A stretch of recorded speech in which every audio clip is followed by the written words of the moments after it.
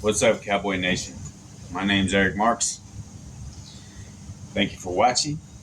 Please hit that like button, subscribe, and feel free to comment on anything with your opinion on what I'm about to say. So, been watching a lot of First Take and Undisputed, with Skip and Shannon, Steven, Michael. Uh, they've all got good points. They all make good points.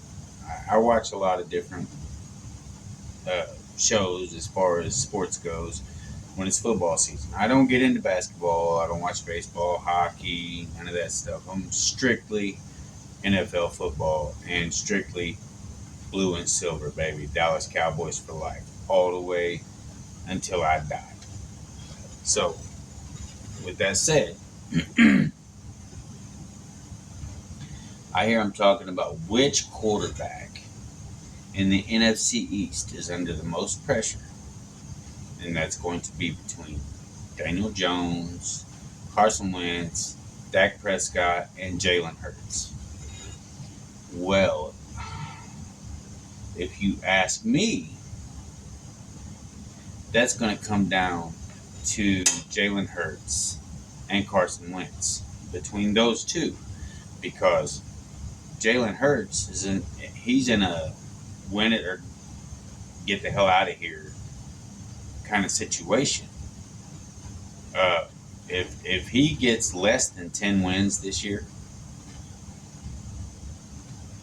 they're going to draft a new quarterback in next year's draft, and he's going to be yesterday's news. Carson Wentz, he's on his third team in 3 years. Granted, he didn't play bad with the Colts. I mean, he did okay for 15 games. The last two, he pretty much bombed. So, when it comes right down to it, I'm going to say I can't really pick between one or the other because they're both under a lot of pressure. So, it's going to be between Carson Wentz and Jalen Hurts. Both of them have a lot on the line. Carson Wentz is fighting for his career, and Jalen Hurts, if he gets kicked out of Philly, he'll go somewhere else. Sure, he'll get a job somewhere else. That's not a big issue as far as him staying in the NFL. He'll go somewhere else. Carson Wentz, I worry about him having a job anywhere unless it's as a backup, because this is his third team in 3 years. Penalties for the Cowboys. We had 17 penalties in the first preseason game versus the Broncos for like 129 yards. Yeah, it's 129 yards. Because I keep hearing it over and over and over and over and over again from the NFL talking heads. And they talk about that game. They talk about that game more than they talk about the second one. Why? Because they want to discount the Cowboys. They want to discredit the Cowboys. They want to make the Cowboys look bad. Well, the Cowboys are not bad. They're not a bad team at all. I'm not real worried about the Cowboys. Some of you might be, because Mark Cooper's no longer there. La'el Collins is no longer there. Randy Gregory's no longer there. I mean, do we really think that there is nobody out there who are the same caliber player or even better than the guys that we lost? I mean, you might, but I don't. There's always somebody who's better at your position. There's always somebody who can do as good of a job, if not better, than you. I mean, you're not you're not the end of the world. I don't care who you are. So they had 17 penalties in the game versus the Broncos, versus 8 penalties in the game versus the Chargers.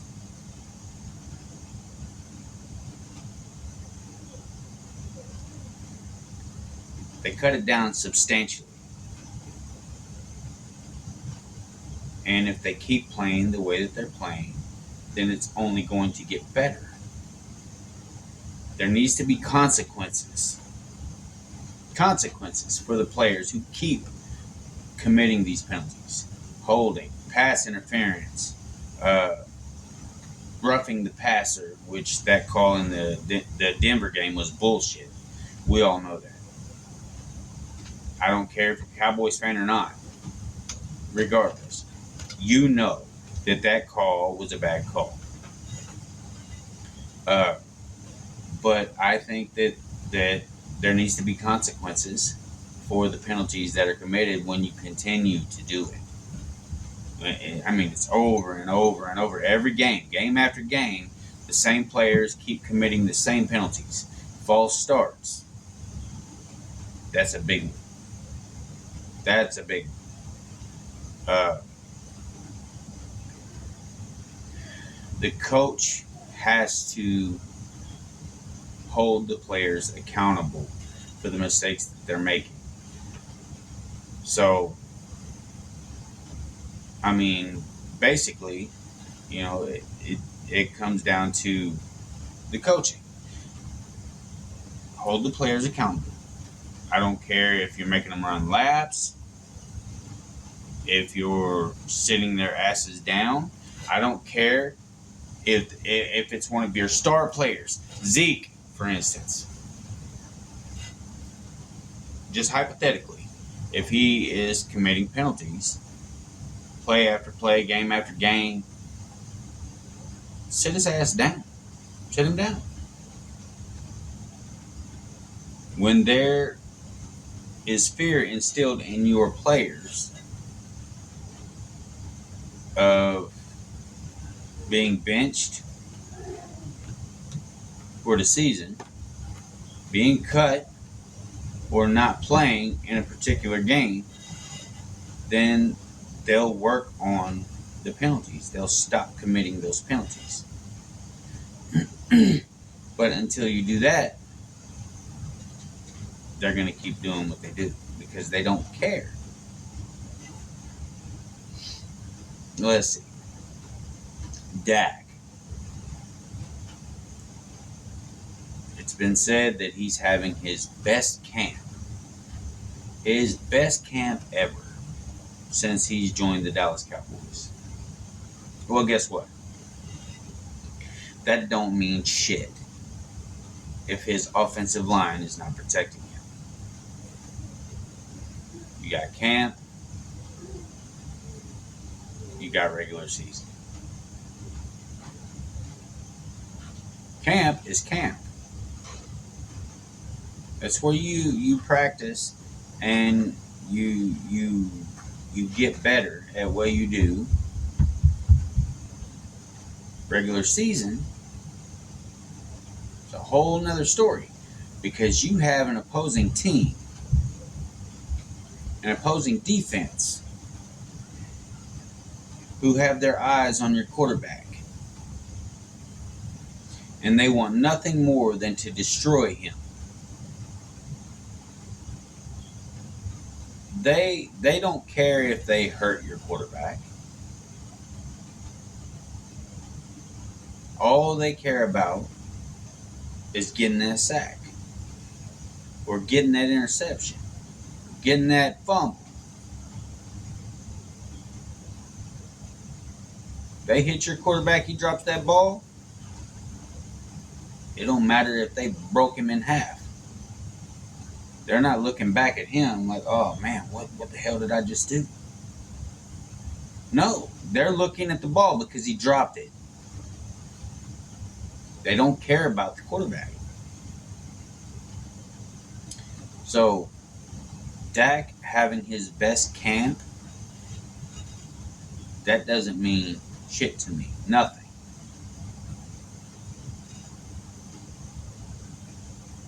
It's how he plays in the regular season. And it's how his offensive line protects him in the regular season. Josh Ball, better get him out of there. Better get him out of there. He's going to get Dak hurt. Tyler Biadasz, you better pick up your block. You're going to get Dak hurt.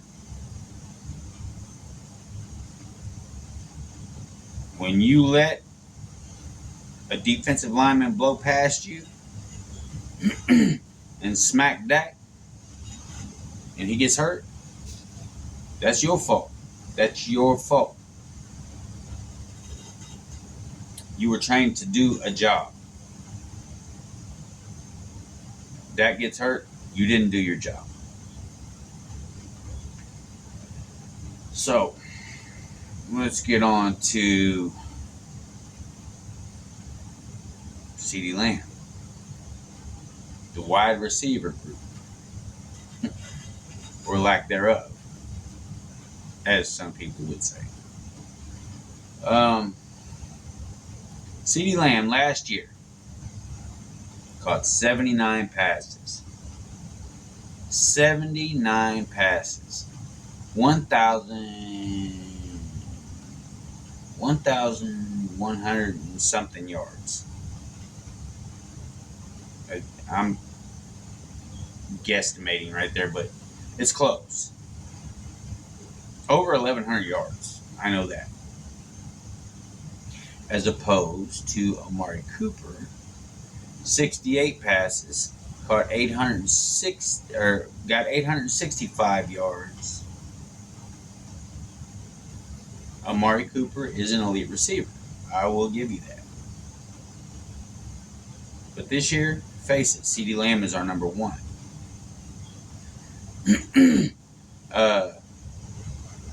I believe CeeDee Lamb got 6 touchdowns.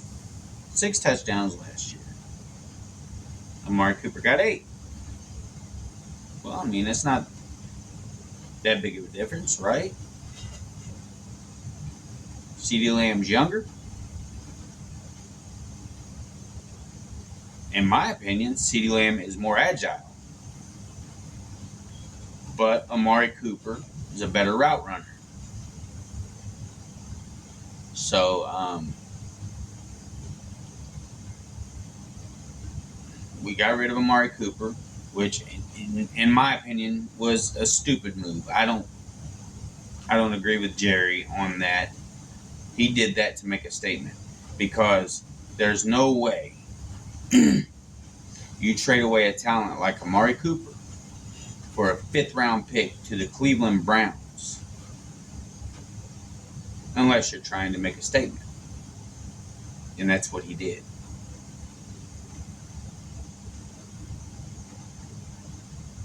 I don't like the idea that Jerry Jones uses his authority to make statements on players. I don't like that. I don't like the fact that he's in the media, always running his mouth. If you ask me, he should sit his ass in the owner's box, keep his eyes open and his mouth shut, hire a GM to run this team, and let the coaches do their job. But Jerry Jones is hard-headed. He wants the spotlight. In my opinion, he wants that spotlight. He craves that spotlight. He has to have that spotlight. And he wants it more than he wants a Super Bowl. Because if he didn't, he'd take everyone's advice and sit down and shut up. Has nothing to do with the check that he would write to get his team back into the Super Bowl. It has everything to do with the fact that Jerry won't let the coaches do their job. And he won't shut his mouth. He won't stay out of the media. He has to be the big dog. He has to be in control of everything. That's Jerry. Now, per Isaiah Stanback, Zeke and Pollard, Ezekiel Elliott and Tony Pollard have to lead this team. I agree with that to a point. You're not going to run the ball every play. You're not going to do that. It's not going to happen. You'll never be successful. You're going to have to pass that ball down the field. You're going to have to hit CeeDee Lamb. You're going to have to hit Michael Gallup. And I believe that they play Turpin in the slot. Speaking of Turpin, that kid has a gift. He has a gift. He is special. And if you hit him in space, he's gone. The only downside to that is his size. He gets hit too hard or in the wrong way by any of them big dudes, it could hurt him. That's all I worry about with Turpin. But he's very, very fast. He is evasive, and he can make you miss. Excuse me. Sorry, I'm tired. I've had a long day. Kellen Moore from Boise State. He loved the passing game. He wants to pass the ball every chance he gets. Kind of struggles to put together a decent run game. But this season it has to be different. The run game needs to be the focus. Needs to be the focus. It has to be the focus. You have to run that damn ball, as West Coast Cowboys would say. And he's right. Run the damn ball. If you don't run the ball, you're passing it all the time.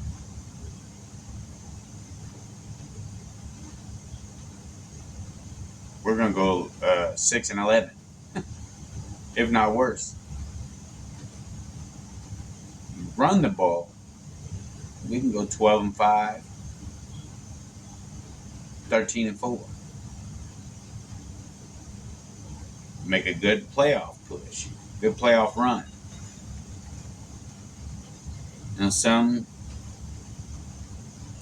of you who are watching might disagree with me. I'm sure there are things that some of the other Cowboy YouTubers would disagree with me on. But Kellen Moore he's a good offensive coordinator, but he is not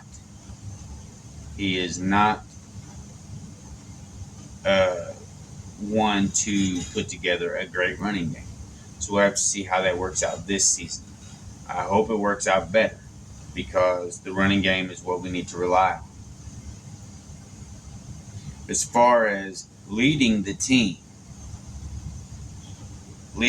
team, say what you want, think what you want, comment your opinion on what you want, what you would like to see.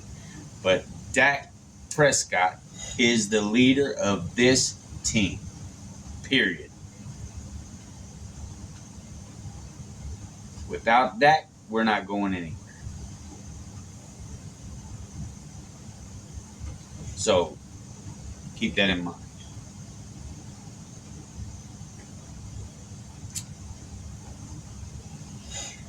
Now back to Ezekiel Elliott. I'm getting sick and tired of hearing people say, Zeke's washed. Zeke's washed. He's not the same running back he used to be. This is his last year with the Cowboys. Blah, blah, blah, blah, blah.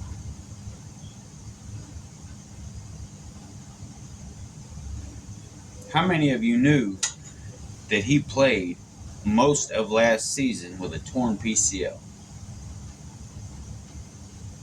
and still got over 1,200 yards? 1,200 yards, over 1,200 yards from scrimmage. Excuse me. Yeah, it's my party life. Anyway, over 1,200 yards from scrimmage, and he played most of the season with a torn PCL.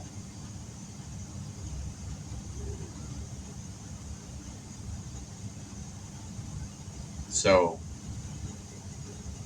I would bet that by the end of this season, that all of you Zeke haters are going to have a different opinion of him. Because Zeke, as far as running backs go, is the leader of this team. Yes, Tony Pollard is great. I love Tony Pollard. He's fast. He's explosive.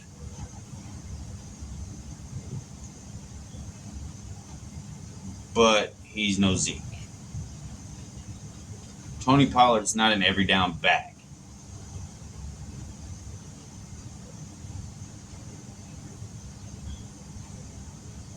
Ezekiel Elliott,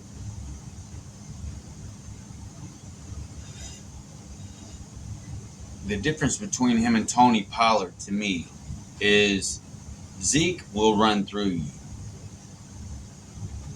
Zeke will jump over you. As we well know, he wiped his ass with an eagle. Yes, I said that. As to where Pollard will do everything that he can to evade you. If he sees you in front of him, he's going to try to juke you out. Zeke, if he sees you in front of him, he's going to try to plow through you. Because that's what type of running back Ezekiel Elliott is. And you're going to see that a lot this year, I think.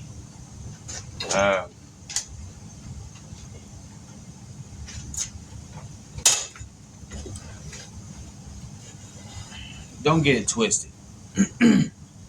All these Cowboy players that people are hating on right now, they all see it in the media. They hear it. They hear guys like Stephen A. Smith, Shannon Sharp, Colin Cowturd. Yes, I said Cowturd. Hating on them.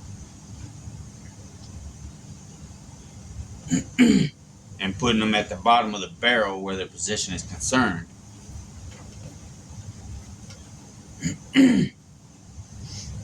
And they got a lot to prove. They have a lot to prove. And you're going to see a different Cowboy team this year. We were 12-5 last year. That's the least that we're going this year. Am I saying we're going to the Super Bowl? No. No, absolutely not. I'm not saying that yet. You know why?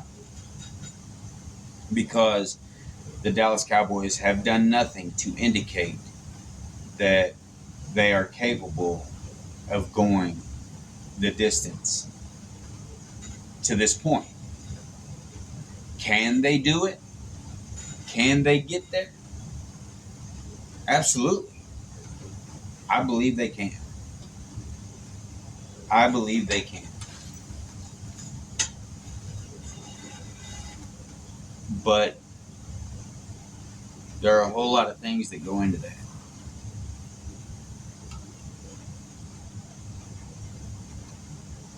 We all know what they are. We all know what they need to do to make it to the big stage.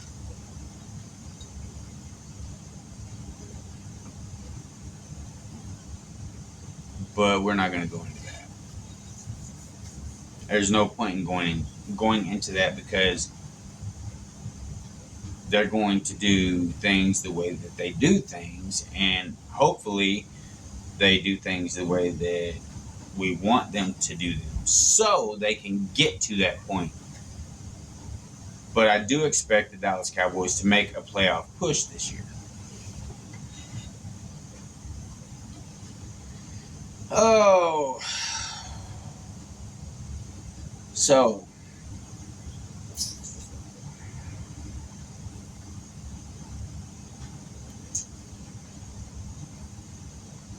I want to ask your opinions and be honest. I mean, don't be funny, don't make jokes.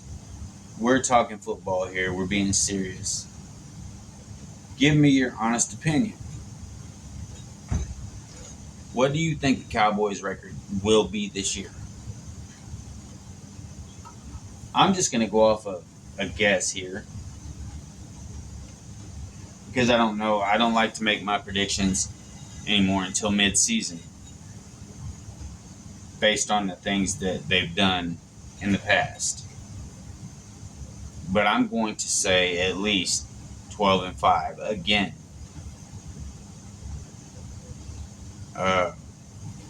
And I think they make a serious playoff run this time.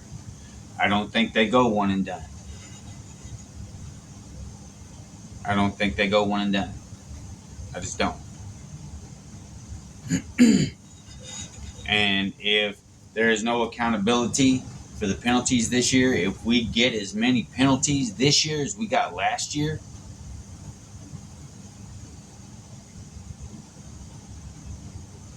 and we do happen to go to the playoffs and go one and done, fire McCarthy.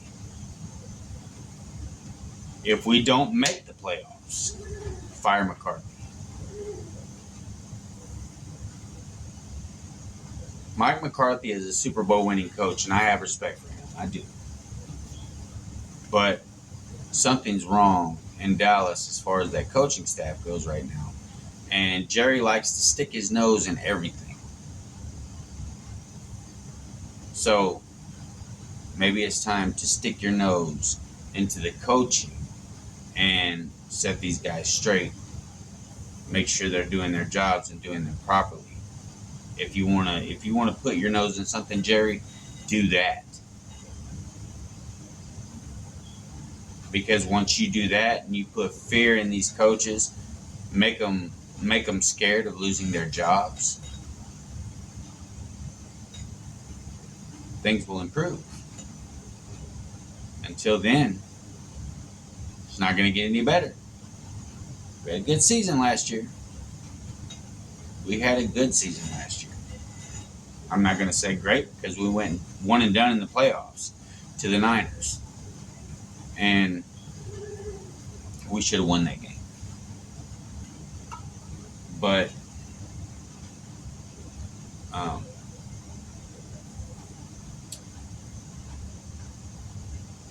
I'm looking forward to this season. I'm looking forward to seeing my Cowboys do something significant this season, like make a serious playoff run. And I'm really looking forward to seeing the big frown on Stephen A. Smith's face.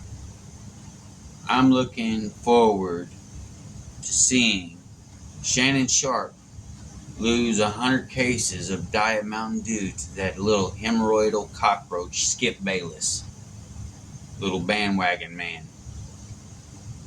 Yes, I said that. I am not a damn bit ashamed to say that.